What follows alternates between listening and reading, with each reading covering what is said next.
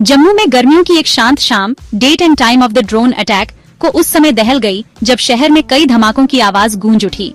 इन धमाकों का कारण ड्रोन, जिनके भयानक साये शाम के आसमान में दिखाई दे रहे थे, भारतीय हवाई क्षेत्र में घुस आए थे और जम्मू में महत्वपूर्ण प्रतिष्ठानों को निशाना बना रहे थे। ये हमले, जिनके लिए व्यापक रूप से पाकिस्तान को जिम्मेदार ठहराया गया, पूरे क्षेत्र में सदमे की लहर दौड़ा गए और पहले से ही अस्थिर भारत पाकिस्तान संबंधों में खतरनाक वृद्धि की आशंका पैदा कर दी। ड्रोन हमले मानव रहित हवाई वाहनों के युग में भारी सुरक्षा वाले प्रतिष्ठानों के सामने भी आने वाली भेद्यता की एक भयावह याद दिलाते हैं, जिन्होंने जम्मू में रणनीतिक स्थानों को निशाना बनाया। जैसे ही धमाकों ने शहर को हिला दिया, आसमान जगमगा उठा, जिससे इसके निवासियों में भय और अनिश्चितता व्याप्त हो गई। भारी सैन्यकृत क्षेत्र के बीचों बीच किए गए इस हमले की धृष्टता ने गैर राज्य अभिनेताओं और शत्रुतापूर्ण राष्ट्रों के हाथों में ड्रोन तकनीक से उत्पन्न बढ़ते खतरे को रेखांकित किया। इन हमलों ने इस क्षेत्र में ड्रोन तकनीक के इस्तेमाल में एक महत्वपूर्ण वृद्धि को चिह्नित किया।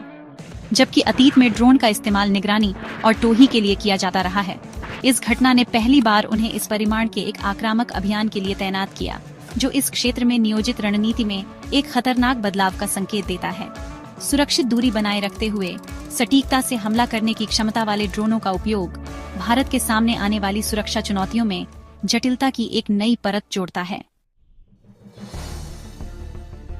जैसे ही ड्रोन भारतीय हवाई क्षेत्र में घुसे, देश की परिष्कृत वायु रक्षा प्रणालियां सक्रिय हो गईं।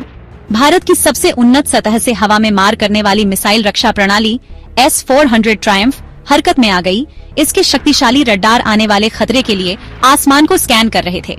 कई लक्ष्यों को एक साथ ट्रैक करने और बेअसर करने की अपनी क्षमता के लिए जानी जाने वाली इस प्रणाली ने अपनी क्षमता साबित की और कई ड्रोनों को उनके लक्ष्य तक पहुंचने से पहले ही रोक दिया। S-400, जिसे अक्सर दुनिया की सबसे शक्तिशाली वायु रक्षा प्रणालियों में से एक बताया जाता है, ने ड्रोन के खतरे का मुकाबला करने में अपनी प्रभावशीलता का प्रदर्शन किया। अलग अलग ऊंचाई और सीमा पर विमान, मिसाइल और ड्रोन सहित कई लक्ष्यों को निशाना बनाने की प्रणाली की क्षमता इसे हवाई खतरों के खिलाफ एक दुर्जेय निवारक बनाती है। ड्रोनों के सफल अवरोधन ने प्रणाली की क्षमताओं और अपने हवाई क्षेत्र की सुरक्षा के लिए भारत की प्रतिबद्धता का प्रदर्शन किया। हालांकि S-400 की तैनाती युद्ध की विकसित होती प्रकृति और असम्मित खतरों से उत्पन्न चुनौतियों को रेखांकित करती है।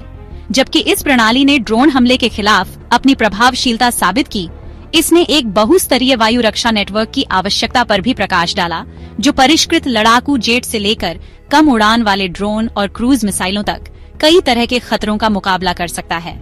यह घटना भारत के लिए अपनी वायु रक्षा को और मजबूत करने और इस क्षेत्र में अपनी बढ़त बनाए रखने के लिए अत्याधुनिक तकनीकों में निवेश करने के लिए एक चेतावनी का काम करती है।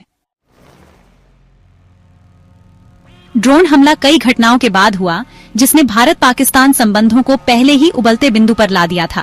पहलगाम आतंकी हमला, हिंसा का एक जघन्य कृत्य जिसने नंबर निर्दोष नागरिकों की जान ले ली, ने पूरे भारत में सदमे की लहर दौड़ा दी थी। यह हमला, जिसे व्यापक रूप से पाकिस्तान स्थित आतंकवादी समूहों द्वारा रचा गया माना जाता है, ने दो परमाणु सशस्त्र पड़ोसियों के बीच तनाव बढ़ा दिया, जिससे इस क्षेत्र पर एक छाया पड़ गई। पहलगाम हमला अपनी विनाशकारी मानवीय कीमत के साथ सीमा पार से उत्पन्न आतंकवाद के लगातार खतरे की एक कठोर याद दिलाता है। एक शांतिपूर्ण पर्यटन स्थल में नागरिकों को निशाना बनाने वाले इस हमले को इस क्षेत्र को अस्थिर करने और शांति और सामान्य स्थिति बनाए रखने के भारत के प्रयासों को कमजोर करने के प्रयास के रूप में देखा गया। इस हमले ने पूरे भारत में आक्रोश और दुख फैला दिया, जिसमें जघन्य कृत्य के अपराधियों के खिलाफ कड़ी प्रतिक्रिया की मांग की गई। सरकार ने निर्णायक रूप से कार्य करने के दबाव में अपराधियों को न्याय के कटघरे में लाने और अपने नागरिकों और क्षेत्रीय अखंडता की रक्षा के लिए सभी आवश्यक उपाय करने की कसम खाई। इस हमले ने भारत और पाकिस्तान को कगार पर ला दिया, जिसमें व्यापक संघर्ष का खतरा मंडरा रहा था। चौथा भाग, ऑपरेशन सिंदूर, एक करारा जवाब। पहलगाम हमले के बाद भारत ने पाकिस्तान के कब्जे वाले कश्मीर में आतंकवादी शिविरों और बुनियादी ढांचे को निशाना बनाते हुए हवाई हमलों की एक श्रृंखला ऑपरेशन सिंदूर शुरू किया।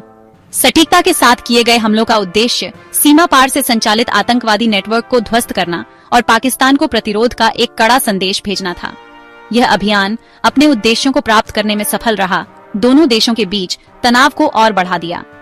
ऑपरेशन सिंदूर अपने नागरिकों को नुकसान पहुंचाने वालों पर पलटवार करने के भारत के संकल्प का प्रदर्शन, आतंकवादी बुनियादी ढांचे और प्रशिक्षण शिविरों को निशाना बनाया, जो लंबे समय से भारत के खिलाफ हमलों की योजना बनाने और उन्हें अंजाम देने वाले समूहों के लिए सुरक्षित पनाहगाह के रूप में काम करते थे। सटीक हमलों के साथ किए गए इस ऑपरेशन का उद्देश्य इन समूहों की परिचालन क्षमताओं को पंगु बनाना और उनके नेटवर्क को बाधित करना था। ये हमले, जबकि भारत में कई लोगों द्वारा पहलगाम हमले की उचित प्रतिक्रिया के रूप में स्वागत किया गया, पाकिस्तान द्वारा निंदा की गई, जिसने अपने क्षेत्र के भीतर किसी भी आतंकवादी शिविर के अस्तित्व से इनकार किया और भारत पर अपनी संप्रभुता का उल्लंघन करने का आरोप लगाया। इन हमलों ने दोनों देशों के बीच संघर्ष में एक महत्वपूर्ण वृद्धि को चिह्नित किया, जिसमें दोनों पक्षों ने सीमा पर अपनी सैन्य उपस्थिति बढ़ा दी और वाकयुद्ध में शामिल हो गए।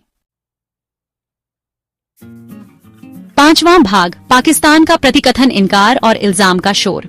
पाकिस्तान ने एक अनुमानित कदम में जम्मू पर हुए ड्रोन हमले में किसी भी तरह की संलिप्तता से इनकार किया। इसके बजाय उसने भारत पर इस घटना को अंजाम देने का आरोप लगाया ताकि पाकिस्तान को बदनाम किया जा सके और कश्मीर में उसके कथित मानवाधिकारों के हनन से ध्यान हटाया जा सके। हालांकि इस कथन में विश्वसनीयता का अभाव था और इसे व्यापक रूप से अंतर्राष्ट्रीय निंदा से खुद को बचाने और अपने कार्यों की जिम्मेदारी से बचने के प्रयास के रूप में देखा गया। खुद को हमलावर के बजाय पीड़ित के रूप में चित्रित करने के पाकिस्तान के प्रयासों को अंतर्राष्ट्रीय स्तर पर समर्थन नहीं मिला। आतंकवादी समूहों को पनाह देने और उनका समर्थन करने का देश का लंबा इतिहास सीमा पार से घुसपैठ और युद्ध विराम उल्लंघन के इतिहास के साथ उसकी विश्वसनीयता को कम करता है। पाकिस्तान का प्रतिकथन विसंगतियों से भरा और किसी भी सबूत के अभाव में दोष को हटाने और अंतर्राष्ट्रीय समर्थन जुटाने के प्रयास के रूप में देखा गया।